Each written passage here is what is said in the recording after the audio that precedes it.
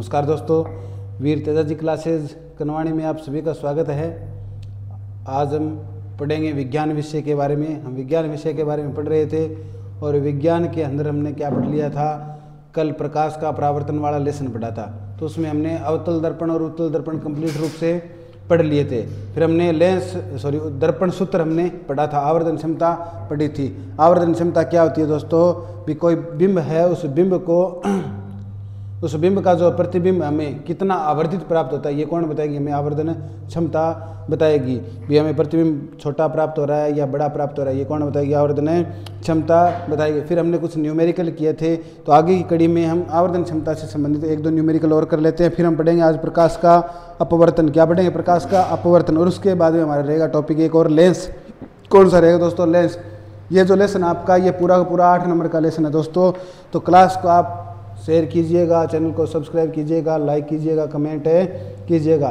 तो आप आज हम क्या पढ़ेंगे, सबसे पहले अपने न्यूमेरिकल पढ़ते हैं। किसके ऊपर आधारित है न्यूमेरिकल, ये दोस्तों ये न्यूमेरिकल है अपने आवर्धन क्षमता के ऊपर। तो न्यूमेरिकल दोस्तों, एक वस्तु क्वेश्चन है दोस्तों, एक वस्तु 20 सेंटीमीटर वक्रता त्रिज्या के 20 सेंटीमीटर वक्रता त्रिज्या के अवतल दर्पण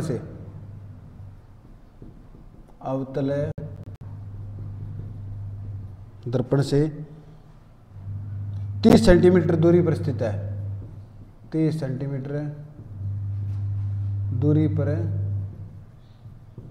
स्थित है।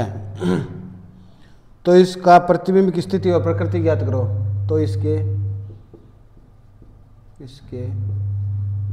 प्रतिबिंब की प्रकृति व स्थिति ज्ञात करो। स्थिति ज्ञात करो, ये हमारा प्रश्न है दोस्तों। देखिएगा, ये मान लो कोई अवतल दर्पण है। ये क्या है दोस्तों, अवतल दर्पण है। ये कह रहा है कि 20 सेंटीमीटर वक्रता त्रिज्या का अवतल दर्पण, यानी हमें क्या दिया है, वक्रता त्रिज्या दिया है। ये कितनी दी है दोस्तों, 20 सेंटीमीटर। कितनी दी है, 20 सेंटीमीटर, यानी आर बराबर कितनी है दोस्तों, 20 सेंटीमीटर है। फिर ये कह रहा है कि अवतल दर्पण से 30 सेंटीमीटर दूरी पर कोई वस्तु रखी है, यानी बिंब कितनी दूरी पर है दोस्तों, अवतल दर्पण से 30 सेंटीमीटर दूर है। कितनी दूरी पर है, 30 सेंटीमीटर दूरी पर है। हमें दे दिया यू, दे दिया। समझ में आई क्या बात है। अब ये कह रहा है कि प्रतिबिंब की प्रकृति व स्थिति ज्ञात करनी है अपने को। तो प्रतिबिंब होता है, उसकी प्रकृति कौन बताता है और स्थिति कौन बताता है। तो हमें दिया क्या है, देखिएगा, दिया है गिवन दैट, क्या दिया दोस्तों, दिया है u बराबर, अवतल दर्पण के लिए आपको पता है u क्या होता है दोस्तों, माइनस होता है। तो u दिया है -30 सेंटीमीटर। क्या दिया, -30 सेंटीमीटर दिया है। क्यों, क्योंकि दर्पण के ध्रुव से दूरियां जो बाईं ओर होती है वो क्या होती है दोस्तों, माइनस में ली जाती है, और दाईं ओर होती है वो किस में ली जाती है, प्लस में ली जाती है। v अपने को क्या करना है दोस्तों, ज्ञात करना है। अब अपने को दिया है क्या, कहीं पे नहीं दिया। आपको क्या दिया है, r दिया है। r कितना दिया दोस्तों, 20 सेंटीमीटर। कितना दिया है, 20 सेंटीमीटर। तो आपको पता है कि अप बराबर, आप जानते हो कि अप बराबर क्या होता है, r/2। क्या होता है, r/2। तो r का मान अपने कितना दिया, 20 में 2 का भाग दिया तो कितना आ गया, 10 सेंटीमीटर। तो अप का मान कितना आ गया दोस्तों, 10 सेंटीमीटर मान आ गया। तो अब कितना दे दिया अपने को, 10 सेंटीमीटर। कितना दे दिया, 10 सेंटीमीटर। अवतल दर्पण में आपको पता है कि छठी स्थिति को छोड़ करके बाकी सभी स्थितियों में फोकस दूरी क्या होती है, ऋणात्मक होती है। तो यहाँ पे अब क्या आएगा दोस्तों, माइनस आएगा। क्या आएगा, माइनस आएगा। अब आपको क्या पता होना चाहिए, दर्पण सूत्र पता होना चाहिए। दर्पण सूत्र क्या होता है, 1/v प्लस में 1/u बराबर में क्या होता है दोस्तों, 1/v प्लस 1/u बराबर क्या होता है दोस्तों, 1/अप होता है। अब देखिएगा, अपने एक तो प्रकृति और स्थिति पूछा है अपने को। क्या पूछा है, एक तो प्रकृति पूछा है। प्रकृति और स्थिति यानी हमें क्या ज्ञात करना है, अम ज्ञात करना है। तो प्रतिबिंब की प्रकृति और स्थिति कौन बताएगा, हमें अम बताएगा। तो हम अपने को क्या करना है, ज्ञात करना है। तो इसको अपने दो भागों में करेंगे प्रश्न को। एक तो अपने फोकस दूरी यहाँ से निकाल लेंगे, क्या निकाल लेंगे, सॉरी, प्रतिबिंब की प्रकृति v निकालेंगे। v अपने को क्या निकालना है, v निकालना है। v अपने पास है नहीं, तो v अपने को निकालना है। तो देखिएगा 1/v माइनस 1/u का मान अपने को कितना दिया दोस्तों 30 सेंटीमीटर बराबर 1/आप अपने कितना दिया है माइनस 10 सेंटीमीटर 1/आप कितना दिया माइनस 10 सेंटीमीटर 1/v अपने को निकालना है। क्या करना है निकालना है तो इसको 1/v को उधर लेके जाएंगे और अपने 1/30 है इसको अपने इधर लेके जाएंगे और ये इधर रहेगा। तो देखिएगा 1/v बराबर 1/v बराबर क्या रहेगा दोस्तों 1/v बराबर कितना रहेगा अपना 1/-10 प्लस 1/30। तो इसको अपने आगे सेट करेंगे तो ये क्या हो जाएगा 1/30 माइनस 1/10। अब इसका अपने क्या ले लेंगे लघुत्तम क्या ले लेंगे लघुत्तम क्या ले लेंगे दोस्तों लघुत्तम।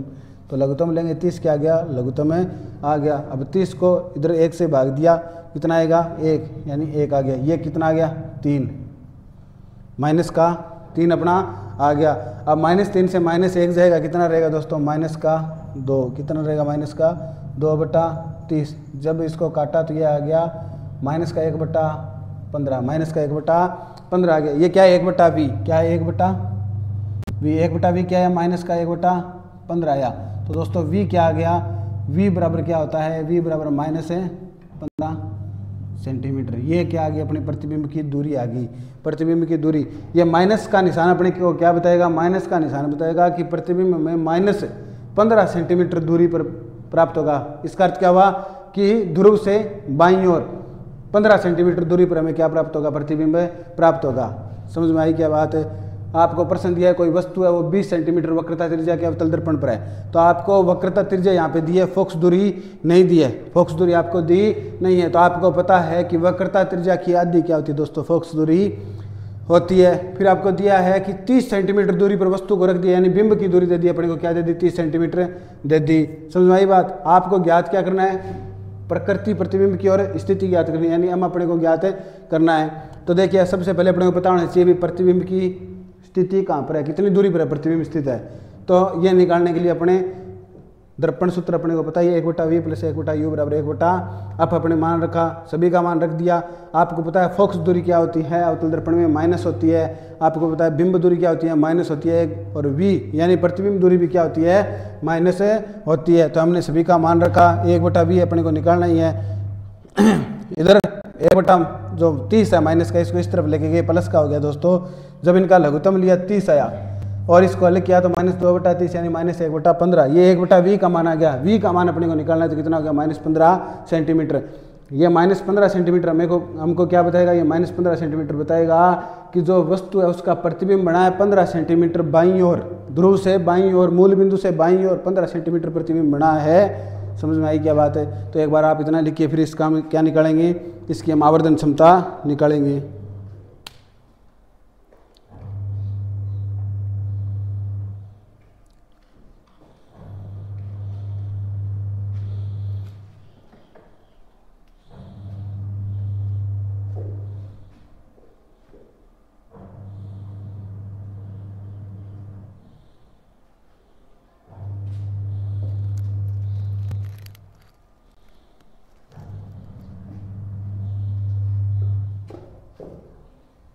देख लीजिए दोस्तों अब हम इसकी क्या निकालेंगे आवर्धन क्षमता निकालेंगे।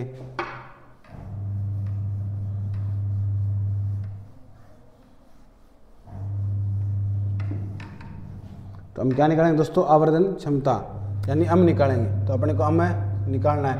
तो अम का सूत्र आपको मैंने बताया था। अम का सूत्र क्या होता है h' h या फिर एक और सूत्र होता है -v/u क्या होता है -v/u। अब अपने पास v का मान आ गया। v का मान यहाँ पे आया था दोस्तों कितना आया था v का मान अपने पास आया था -15 सेंटीमीटर। कितना आया था -15 सेंटीमीटर। u का मान कितना -30 सेंटीमीटर। अब देखिएगा h' का मान अपने को दिया है क्या नहीं अपने को -v/u का मान दिया है ना। तो अपने ये सूत्र का उपयोग करेंगे। तो अम बराबर -v/u समझ आई बात। अब अपने को मान रख देना है तो अम बराबर -v कितना है भाई दोस्तों 15 किसका है माइनस का है। u कितना है -30 माइनस से माइनस क्या हो गया दोस्तों प्लस हो गया। ये माइनस का निशान अपना रह गया। तो अम बराबर आगे क्या आएगा -1/2। 15 को 30 से काटा तो कितना आ गया -1/2। अब हमें ये क्या बताएगा अम का मान देखिएगा। अम का मान 1 से क्या है कम आया है 1 से क्या है, कम आया है, और क्या है दोस्तों, माइनस में है। किस में है, माइनस में। तो 1 से कम आया, ये हमें क्या बताता है, ये हमें बताता है दोस्तों कि प्रतिबिंब क्या है, प्रतिबिंब वस्तु से क्या है दोस्तों, छोटा। प्रतिबिंब वस्तु से छोटा है, वस्तु से छोटा है। समझ में आई क्या बात है। अब देखिएगा, ये अपने अंदाजा लगाएंगे फिर, वस्तु से छोटा है। माइनस का निशान क्या बता रहा है अपने को, नीचे की तरफ बनाए। माइनस कब होता है, जब लंबवत नीचे की तरफ प्रतिबिंब बने तो क्या आता है, अम का मान माइनस में आता है। तो माइनस बताता है नीचे की ओर बनाए, और नीचे की ओर जो प्रतिबिंब बनता है दोस्तों वो कैसा होता है, वास्तविक व उल्टा। क्या होता है, वास्तविक व उल्टा। तो ये माइनस का निशान अपने को बताता है प्रतिबिंब,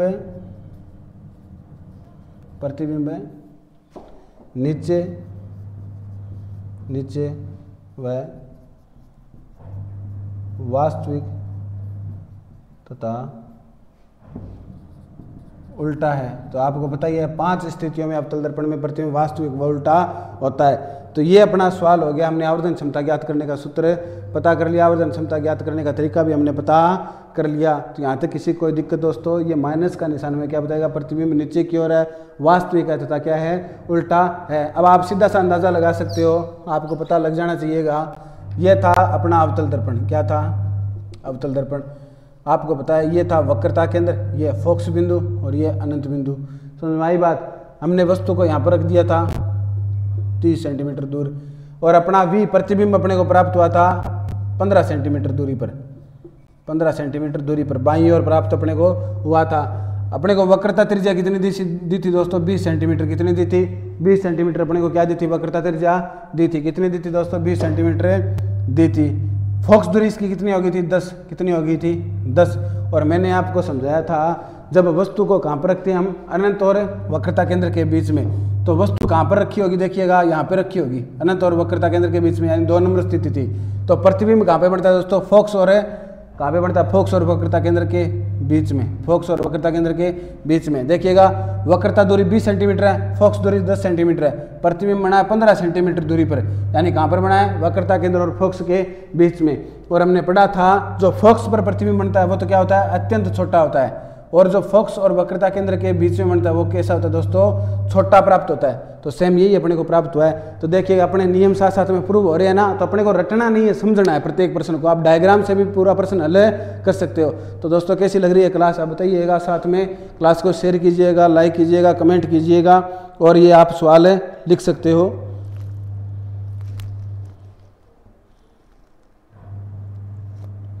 लिखिएगा सवाल।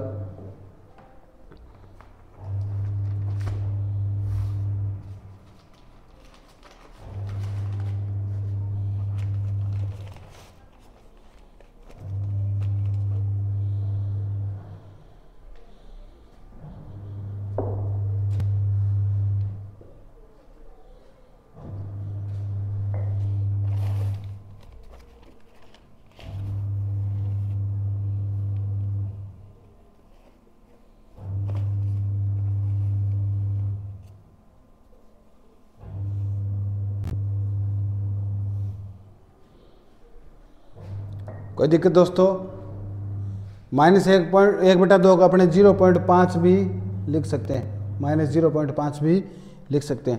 तो ये अपना न्यूमेरिकल हो गया। हमने अवतल दर्पण पे कर लिया, उत्तल दर्पण पे कर लिया, और आवर्धन क्षमता पे हमने क्या कर लिया, एक न्यूमेरिकल कर लिया। अब हम पढ़ेंगे दोस्तों अपवर्तन। क्या पढ़ेंगे, अपवर्तन। क्या पढ़ेंगे दोस्तों, अपवर्तन।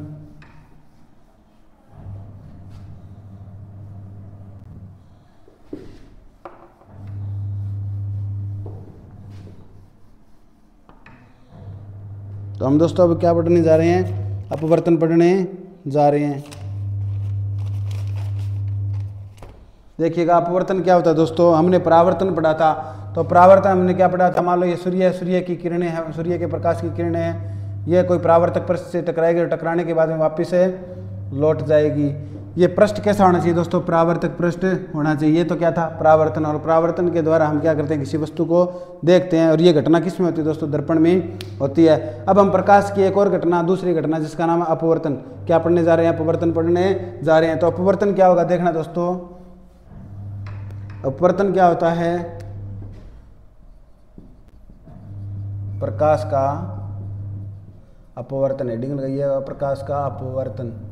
अपवर्तन आप हेडिंग लगाइएगा। क्या होता है दोस्तों, प्रकाश का एक माध्यम से, हम समझेंगे आगे, प्रकाश का एक माध्यम से दूसरे माध्यम में, एक माध्यम से दूसरे माध्यम में गमन करना। इस दौरान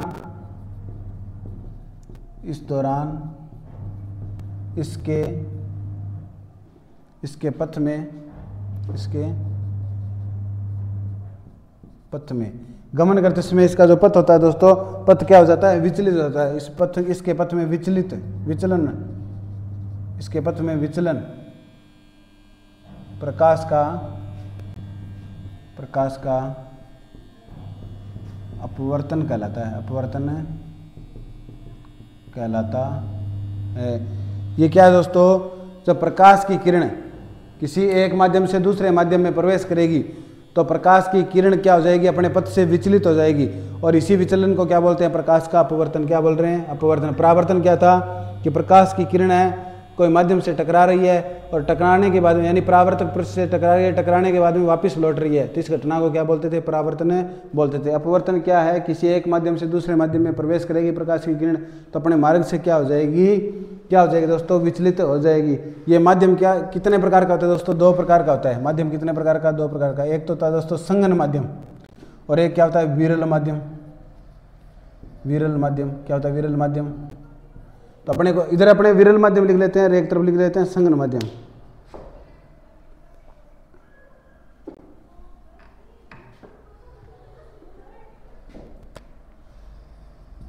ये तो क्या, विरल माध्यम, ये हो गया संघन माध्यम। विरल माध्यम कौन सा होता है दोस्तों, ऐसा माध्यम जिसके अंदर जो पदार्थ के कण होते हैं वो क्या होते हैं, दूर दूर होते हैं, यानी जिसमें पदार्थ का घनत्व क्या होता है दोस्तों, कम होता है। तो ऐसा माध्यम क्या कहलाएगा, विरल माध्यम कहलाएगा। तो विरल माध्यम कौन सा होता है, ऐसा माध्यम जिसमें पदार्थ के कण क्या हो, दूर दूर हो। कण क्या हो, दूर दूर हो। पदार्थ के कण दूर दूर होते हैं, इसका घनत्व क्या होता है, कम होता है, तो ऐसा माध्यम होता है विरल माध्यम। संघन माध्यम में पदार्थ के कण क्या होते हैं, पास पास होते हैं। कण क्या होते हैं, पास पास होते हैं, घनत्व क्या होता है, अधिक होता है। तो यह माध्यम क्या कहलाएगा, संघन माध्यम। तो देखिएगा विरल माध्यम कौन सा होता है,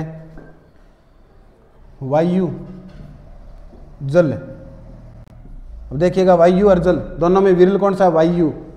विरल कौन सा, वायु। आप देखिएगा, आपको वायु में इस प्रकार से आपको हाथ करना है, आपको कुछ भी महसूस नहीं होगा। और जैसे आप जल में इस प्रकार से आप हाथ को हिलाओगे तो आपको महसूस होगा, क्योंकि जल के अंदर जो कण होते हैं वायु की अपेक्षा क्या होते हैं, पास में होते हैं। आपको पता होगा, आपने 3 अवस्थाएं पढ़ी होती पदार्थ की 9th क्लास के अंदर।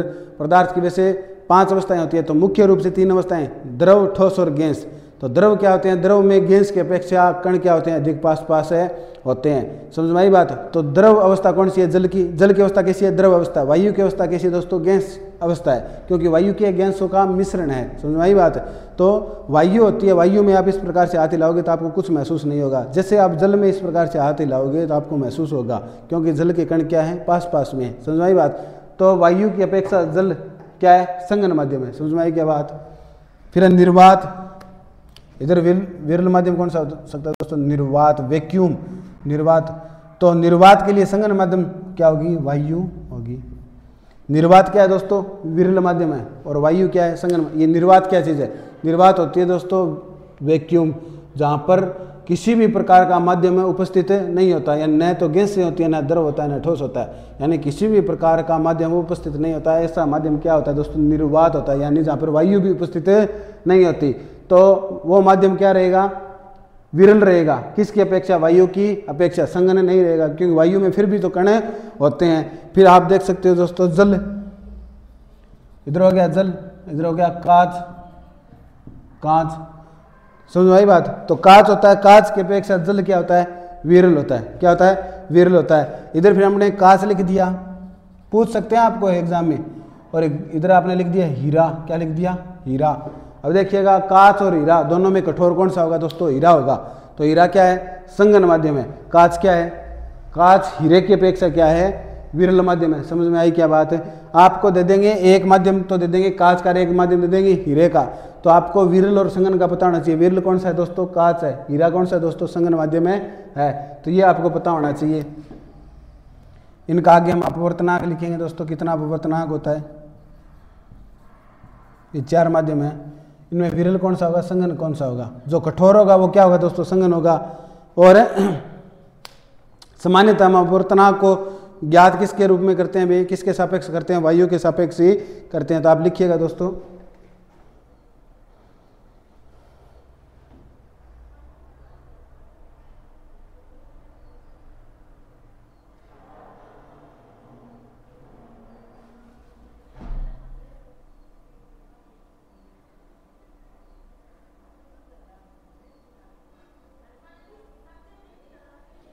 यहां तक कोई दिक्कत दोस्तों? अब देखिएगा, इसका अपने डायग्राम बना लेते हैं।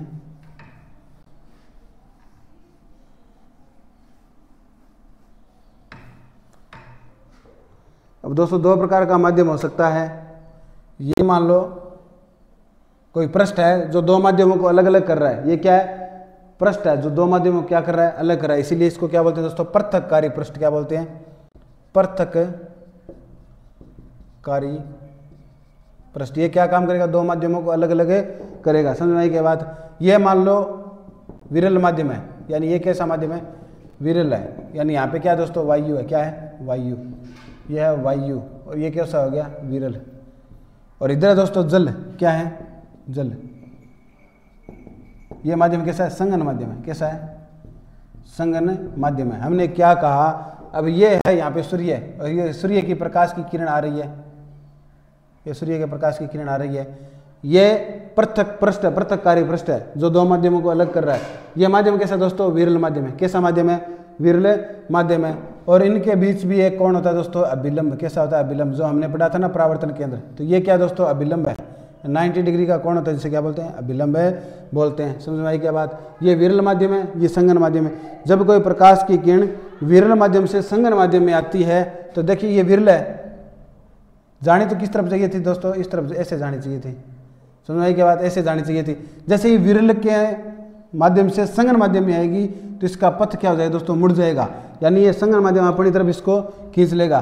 तो जब कोई प्रकाश की किरण विरल माध्यम से संगन माध्यम में आती है तो ये अभिलंब की ओर झुक जाती है। क्या होती है? अभिलंब की ओर झुक जाती है। जाना तो इस तरफ चाहिए था, चली इस तरफ आ रही है। समझ में आई क्या दोस्तों?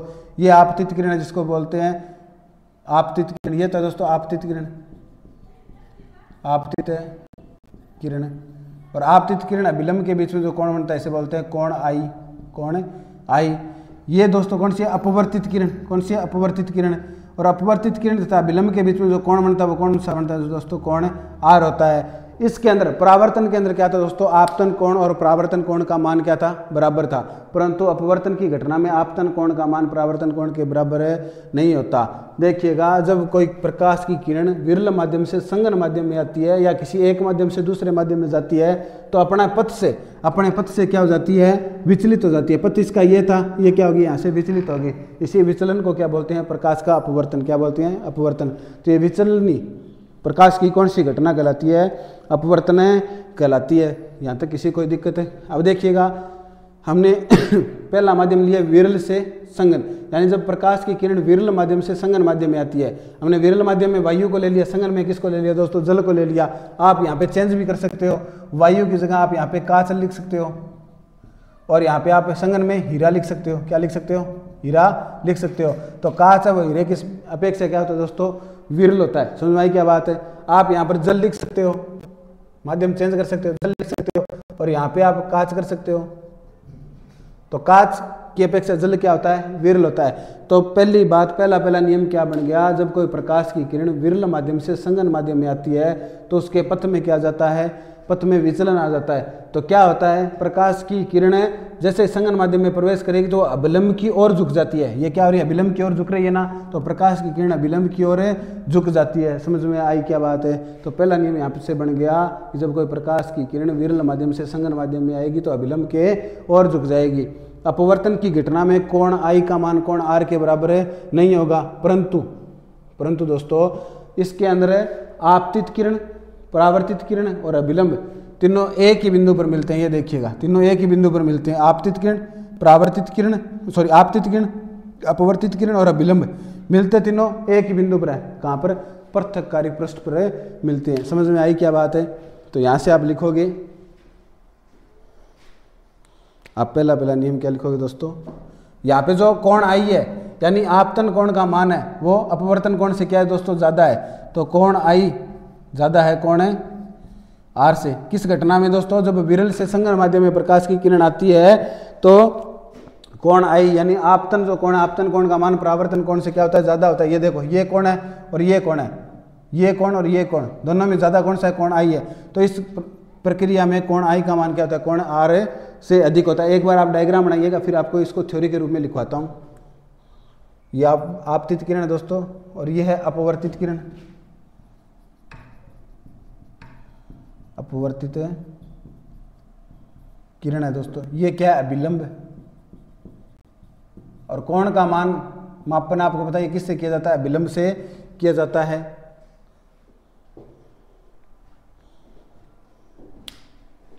तो आप लिख सकते हैं दोस्तों,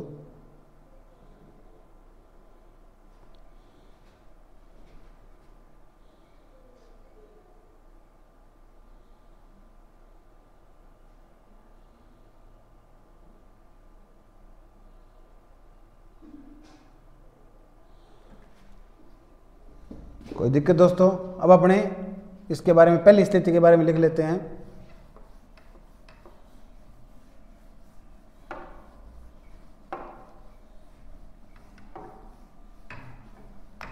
अब देखिएगा, पहली स्थिति क्या है दोस्तों? जब प्रकाश की किरण विरल माध्यम से संगन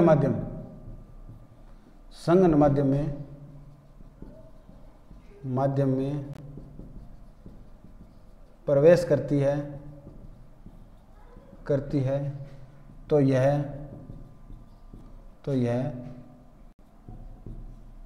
अभिलंब की और मुड़ जाती है। अभिलंब की ओर मुड़ जाती है। समझ में आई क्या बात दोस्तों? इस स्थिति में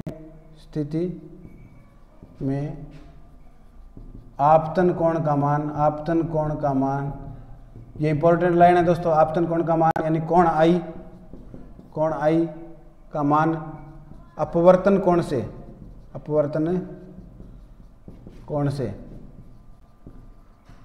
अधिक। अपवर्तन कोण कौन सा होता है दोस्तों? अपवर्तन कोण से अधिक होता है। तो अपवर्तन कोण कौन सा होता है? कोण आर से क्या होता है दोस्तों? अधिक होता है। समझ में आई क्या बात है? तो कोण आई बड़ा होगा कोण आर से। ये तो हो गया अपनी पहली स्थिति। तो लिखिएगा इसको दोस्तों।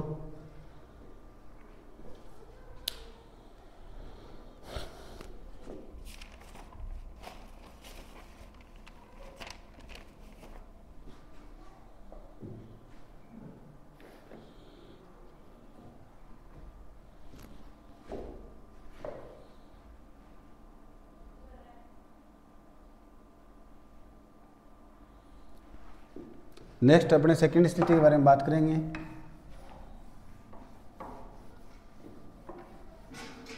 दो नंबर जो स्थिति होगी अब की बार क्या होगा दोस्तों? 2 नंबर स्थिति। अब की बार ये अपना पृथक्कारी पृष्ठ है। ये क्या है? पृथक्कारी पृष्ठ है। इधर है संगन माध्यम। कौन सा है? संगन माध्यम। संगन माध्यम में आप क्या ले सकते हो? आप अब की बार मान लो यहाँ पे ले लिया कांच। क्या ले लिया आपने?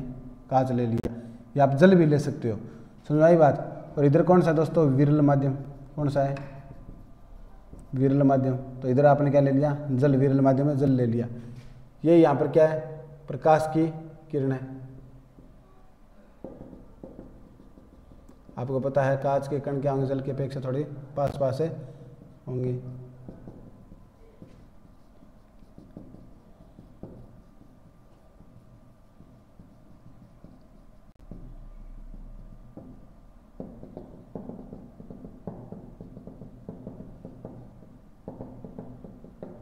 तो ये कोई प्रकाश की किरण दोस्तों यहाँ से आ रही है, संघन माध्यम से आ रही है, और संघन माध्यम से आने के बाद में ये कहाँ पे जा रही है दोस्तों, विरल माध्यम में जा रही है, विरल माध्यम में जा रही है। आनी तो कहाँ थी, यहाँ आनी थी, यानी आनी तो कहाँ थी दोस्तों, यहाँ पे आनी थी, और जा इधर रही है। ये क्या है दोस्तों, अभिलंब। क्या है, यह है अभिलंब। अभिलंब जानी तो इस तरफ थी, जा इस तरफ रही है, जानी इस तरफ थी और जा इधर रही है। समझ में आई क्या बात है। ये हो गया दोस्तों अपवर्तन कोण, आपतन कोण, सॉरी आपतन कोण, ये हो गया आपतन कोण। आपतन कोण, और ये हो गया दोस्तों अपवर्तन कोण। कौन सा हो गया, अपवर्तन कोण। इसको बोलते हैं कोण आई और इसको बोलते हैं दोस्तों कोण आर। समझ में आई क्या बात है। इस स्थिति में क्या हो जाएगा दोस्तों, कोण आई से बड़ा हो जाएगा कोण दोस्तों, कोण आर, यानी कोण आई से क्या हो जाएगा, कोण आर क्या हो जाएगा, बड़ा हो जाएगा 2 नंबर स्थिति के अंदर। देखिएगा अब क्या होता है, जब कोई प्रकाश की किरणें संघन माध्यम से विरल माध्यम में जाएगी, यानी कोई प्रकाश की किरणें जल से होकर आ रही है और वायु में आ रही है, जल से वायु की तरफ जाएगी या फिर कांच से जल की तरफ जाएगी, तो क्या होगा, जब संघन से विरल की तरफ जाती है तो प्रकाश की किरण अपने पथ से विचलित हो जाती है और अभिलंब से दूर जाती है। कहाँ जाती है, अभिलंब से दूर। ये अभिलंब से दूर जा रही है ना, आनी यहाँ थी, चली दूर गई, तो अभिलंब से दूर हट जाती है। समझ में आई क्या बात है। जब कोई प्रकाश की किरण संघन माध्यम से विरल माध्यम में आएगी तो अभिलंब से दूर हट जाएगी। समझ में आई बात। इस स्थिति में आपतन कोण का मान अपवर्तन कोण से क्या हो जाता है दोस्तों, छोटा हो जाता है। आपतन कोण से अपवर्तन कोण का मान क्या हो जाता है, छोटा हो जाता है। तो आप डायग्राम बनाइए। फिर अपने अपवर्तन के नियम पढ़ेंगे दोस्तों, फिर पढ़ेंगे अपवर्तनांक।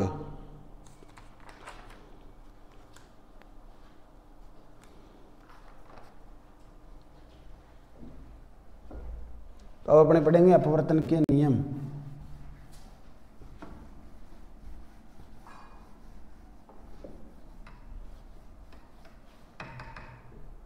सॉरी, पहले दूसरी कंडीशन को लिख लेते हैं। जब प्रकाश की किरणें संघन माध्यम से विरल माध्यम में प्रवेश करती है तो यह अभिलंब से दूर हो जाती है, अभिलंब से दूर हो जाती है। इस स्थिति में आपतन कोण का मान यानी कोण आई अपवर्तन कोण से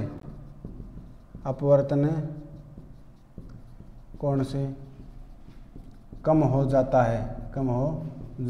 है। अपवर्तन कोण कौन सा था दोस्तों, कोण आर।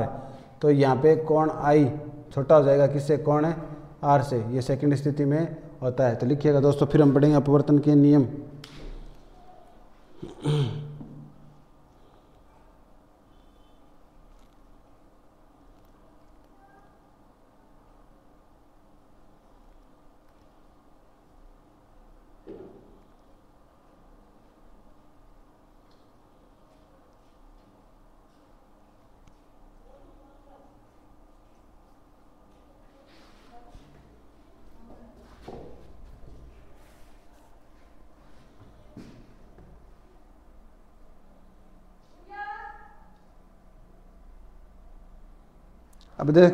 अब देखिएगा दोस्तों, हम पढ़ेंगे अपवर्तन के नियम। नेक्स्ट रहेगा अपना अपवर्तन के नियम। जिसे परावर्तन के नियम थे उसी प्रकार अपवर्तन के नियम है। तो देखिएगा फर्स्ट नियम क्या है, अपवर्तन के नियम।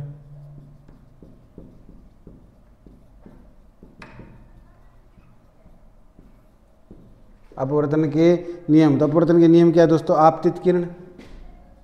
पहला नियम है आपतित किरण। अपवर्तित किरण, अपवर्तित किरण,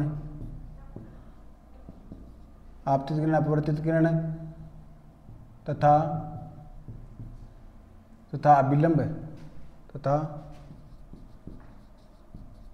अभिलंब तीनों पृथक्कारी पृष्ठ के एक ही बिंदु पर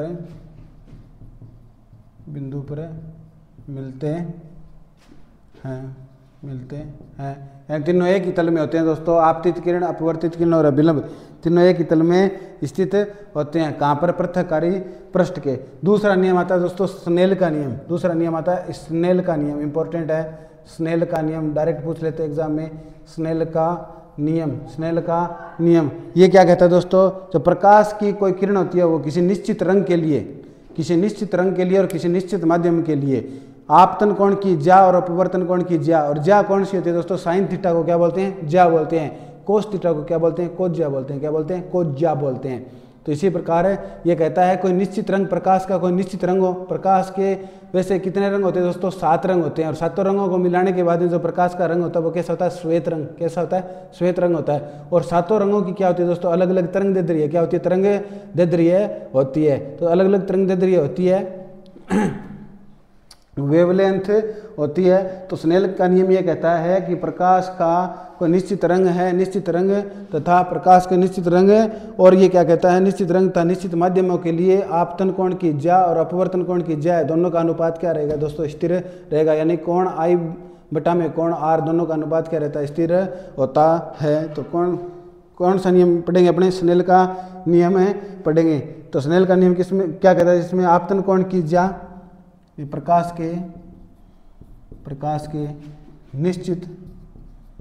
निश्चित रंगों व निश्चित माध्यम के लिए आपतन कोण की ज्या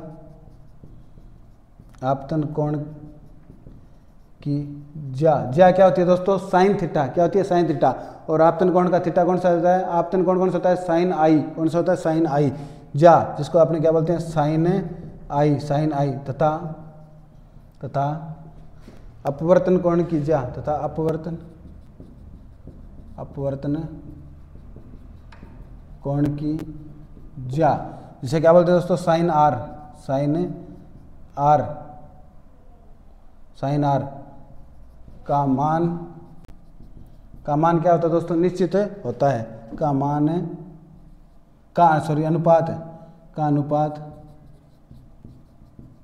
अनुपात सदैव निश्चित रहता है। और यह माध्यम का जो युग्म होता है उसके अपवर्तनांक पर निर्भर करता है। यानी जो माध्यम होगा उसके अपवर्तनांक पर निर्भर करेगा। प्रत्येक माध्यम का अलग अलग अपवर्तनांक होता है। जैसे वायु का अलग होगा, जल का अलग होगा, कांच का अलग होगा और हीरे का अलग होगा। यह माध्यम युग्म के अपवर्तनांक पर निर्भर है।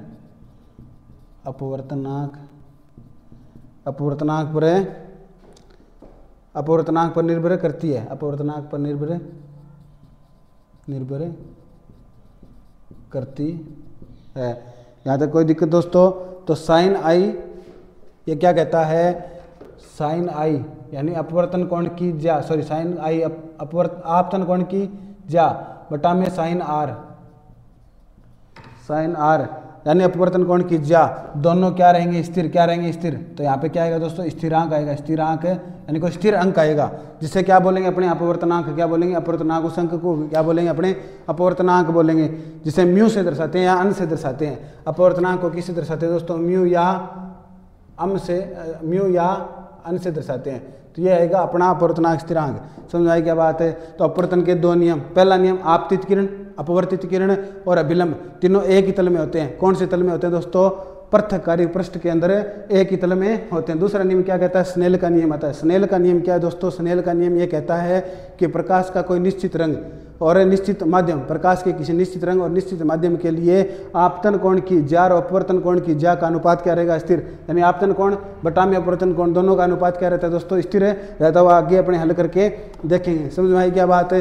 ज्या किसे बोलते हैं दोस्तों, साइन थीटा को क्या बोलते हैं, ज्या बोलते हैं। और ये किस पे निर्भर करता है, माध्यम युग के अपवर्तनांक पर निर्भर करता है। पूछ लेंगे किस पे निर्भर करता है, तो अपवर्तनांक पर निर्भर करता है। ये हो गया दोस्तों अपने अपवर्तन से संबंधित नियम। अब पढ़ेंगे अपने अपवर्तनांक। क्या पढ़ेंगे, अपवर्तनांक।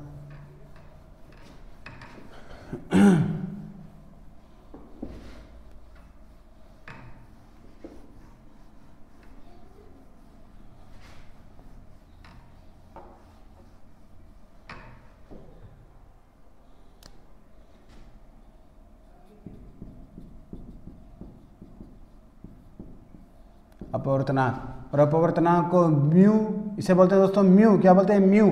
म्यू मैं यू, म्यू आधा मैं यू, म्यू या और अन। अपवर्तनांक को म्यू अन से लिखते हैं। क्या होता है दोस्तों, अपवर्तनांक को म्यू या अन से लिखते हैं। तो अपवर्तनांक क्या है, किन्हीं दो माध्यम के लिए होने वाले दिशा परिवर्तन के विस्तार को क्या बोलते हैं, अपवर्तनांक के रूप में व्यक्त किया जाता है। यानी कोई दो माध्यम है, जैसे मान लो जल है, जल का मान और वायु का मान, दोनों का एक निश्चित मान होता है जो क्या करता है, दोनों माध्यमों में भेद उत्पन्न करता है। वही क्या अपवर्तनांक है। अपवर्तन की मात्रा, अपवर्तनांक क्या है दोस्तों, अपवर्तन की मात्रा है। इसको अपने अपवर्तन की मात्रा भी लिख सकते हैं। अपवर्तन की मात्रा, अपवर्तन की मात्रा या अंक है, मात्रा या अंक है, जो क्या करता है दोस्तों, जो दो माध्यमों के सापेक्ष होता है, जो दो माध्यमों के सापेक्ष होता है, सापेक्ष होता है। यह दो माध्यमों के सापेक्ष गुणों की तुलना करता है। यह है माध्यमों के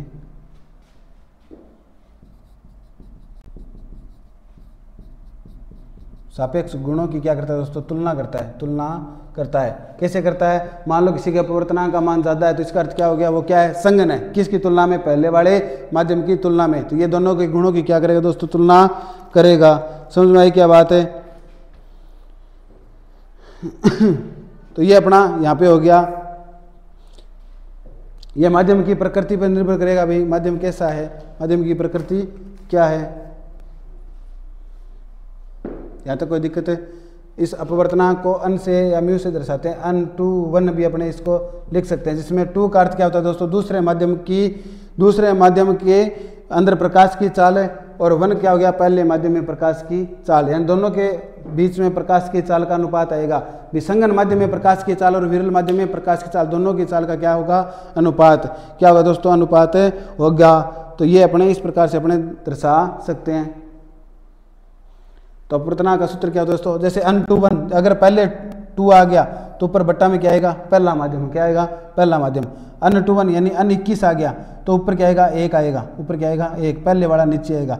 तो अन 21 आ गया तो यहाँ पे आएगा प्रथम माध्यम में प्रकाश की चाल, प्रथम माध्यम में प्रकाश की चाल। और दो यहाँ पे नीचे द्वितीय माध्यम में, द्वितीय माध्यम में प्रकाश की चाल। समझ में आई क्या बात है। अगर यहाँ पे आ गया अन टू वन, इसका अर्थ क्या हो गया, पहले माध्यम के सापेक्ष दूसरे माध्यम की प्रकाश में चाल, यानी दूसरे माध्यम के सापेक्ष पहले माध्यम की प्रकाश में चाल, ये अन टू वन का। अगर यहाँ पे आ जाए अन वन टू, तो इसको आप कैसे लिखोगे, ऊपर लिखोगे। यहाँ पे जो संख्या आएगी बिल्कुल अन के पास में आएगी, उसको बट्टे में लिखना है, और दूर आएगी उसको ऊपर लिखना है। तो दूसरे माध्यम में, द्वितीय माध्यम में प्रकाश की चाल, प्रकाश की चाल बटा में प्रथम माध्यम में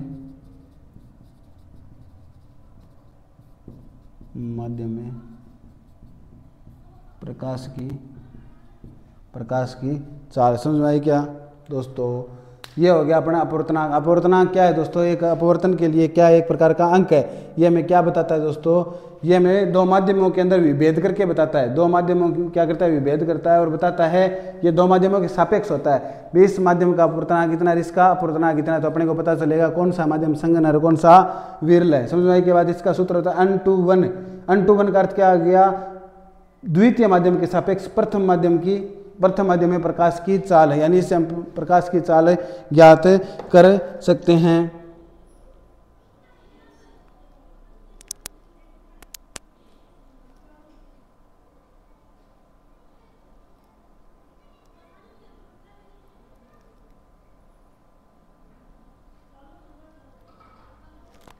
समझ में आएगी दोस्तों,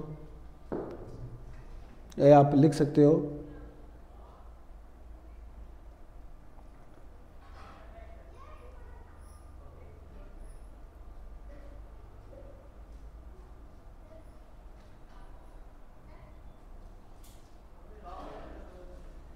अब आपको कुछ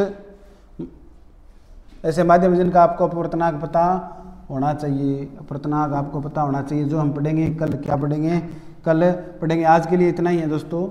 आज हमने क्या पढ़ा, आज हमने अपवर्तन पढ़ा। अपवर्तन क्या होता है दोस्तों, प्रकाश की किरण का अपने एक माध्यम से दूसरे माध्यम में जब प्रकाश की किरण प्रवेश करती है तो अपने पथ से विचलन क्या कहलाता है दोस्तों, अपवर्तन क्या कहलाता है, अपवर्तन कहलाता है। यानी प्रकाश की किरण जब संगन माध्यम से विरल माध्यम में या विरल माध्यम से संगन माध्यम में प्रवेश करेगी तो प्रकाश की किरण अपने मार्ग से क्या हो जाएगी, विचलित हो जाएगी।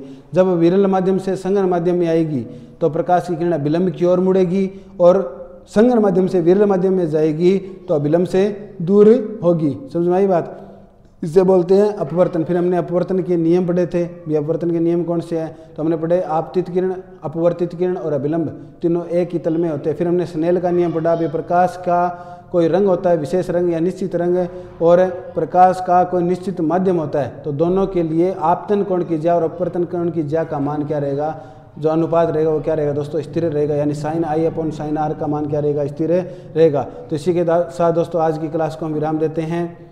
सभी को राम राम, धन्यवाद। जय श्री राम, जय वीर तेजा जी की जय हिंद।